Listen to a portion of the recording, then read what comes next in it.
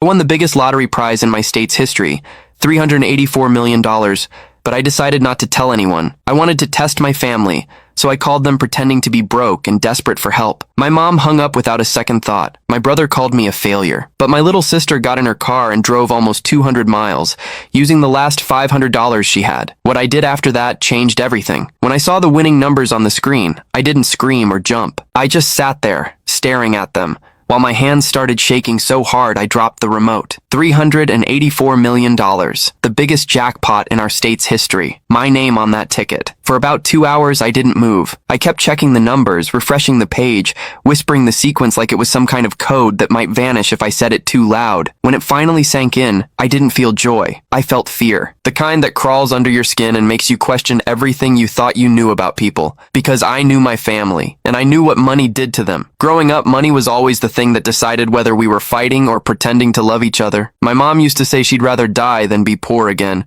but she never cared who she stepped on to make that happen. My brother, Mark, followed her example, always chasing something, always angry when someone else had more. And then there was Lily, my little sister, 7 years younger than me. She used to sneak into my room at night when our parents fought and whisper that one day we'd both leave and never come back. She was the only person I ever really trusted, so when I realized I was now richer than everyone I'd ever met combined, I didn't feel like celebrating. I felt like testing something I'd never been able to test before.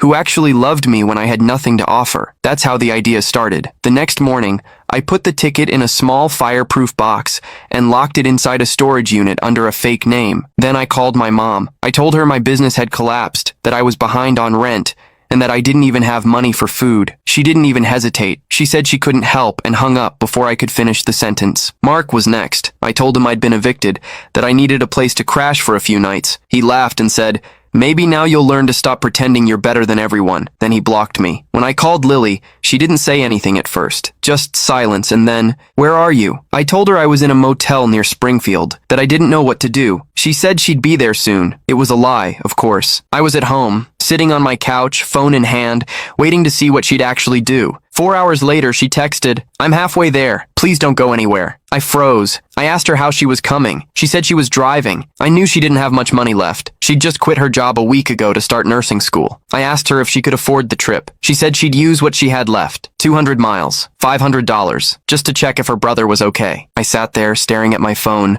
feeling this mix of guilt and awe. She was the only one who didn't ask for proof, didn't hesitate, didn't make it about herself. When she finally showed up at the motel, the one I told her I was staying in, I wasn't there.